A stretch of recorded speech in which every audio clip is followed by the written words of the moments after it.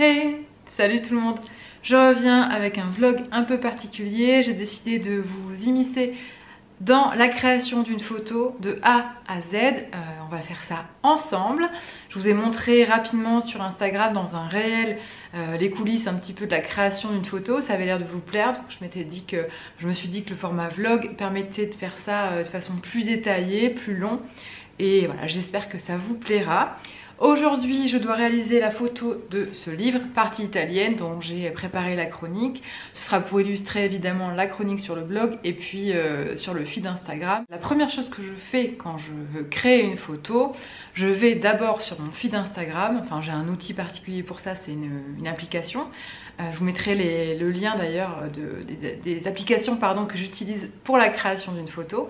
Je me mets sur cette application et l'application me montre mon feed Instagram. Donc le feed, pour ceux qui ne savent pas, c'est le mur Instagram, c'est l'ensemble de mes photos actuelles. Je regarde dans le détail et je vais surtout faire attention aux couleurs, aux teintes que j'ai actuellement sur mon feed.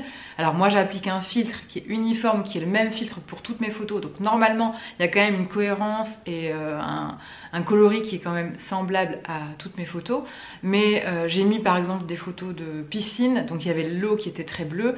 Je vais essayer de faire attention à respecter ça plusieurs jours de suite pour que ça fasse une homogénéité, quelque chose de cohérent et d'esthétique sur le rendu final. La première chose que je fais, je regarde quel univers je veux donner à ma photo, quelle ambiance je veux lui donner, quelle teinte je veux apporter à ce visuel, et donc je vais me baser sur quel fond je vais utiliser. Est-ce que je vais aller sur mon lit comme j'en ai l'habitude pour faire une photo en hauteur? Est-ce que je vais mettre plutôt mon livre sur une étagère, que j'ai un buffet, une table que j'ai chez moi? Quelle pièce je vais utiliser? Une fois que j'ai déterminé cela, donc là on part sur un fond blanc classique au-dessus de mon lit pour ce livre-là. La deuxième étape, je prends le livre avec moi. J'analyse un peu la couverture, mais bon, je la connais puisque le livre, je l'ai lu. Et en fonction des couleurs de la couverture, en fonction de la couverture en elle-même, je vais faire le tour de la maison et je vais regarder ce que j'ai comme accessoire qui pourrait aller.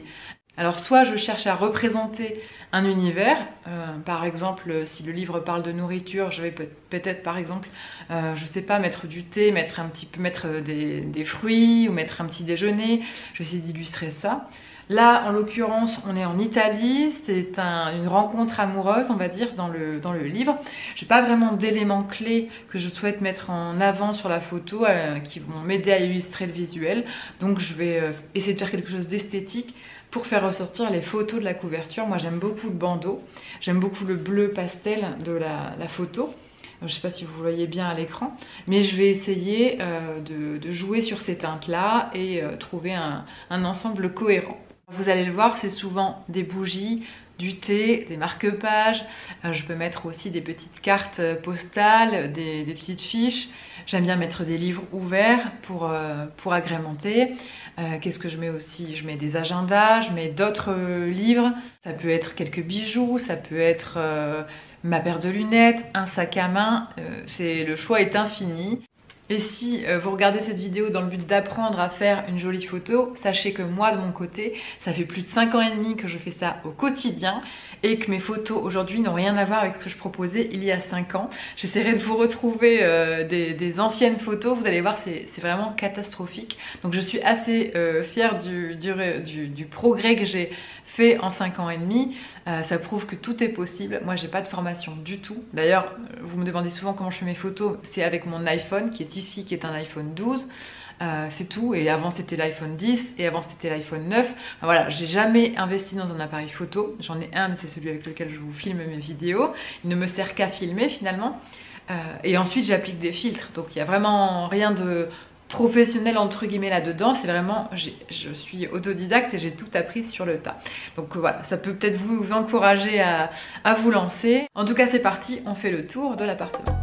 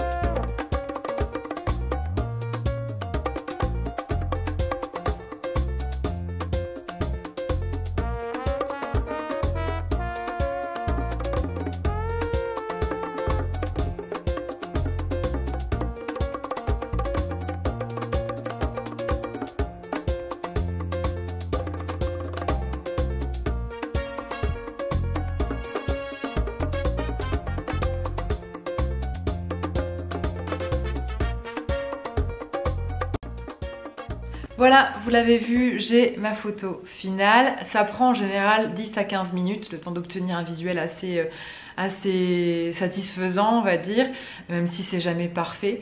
Il y a des jours où je suis aussi plus inspirée que d'autres. Il y a des couvertures de livres qui m'inspirent plus, je dois dire. Et des fois, je lis le livre et j'ai déjà un peu le visuel que je veux apporter à ma photo. Alors moi, au montage, évidemment, j'accélère le tout parce que sinon ce serait interminable. Mais le plus long, finalement, c'est de trouver l'idée de photo, de récolter les accessoires et de faire le rangement. Ensuite, ça me prend beaucoup de temps.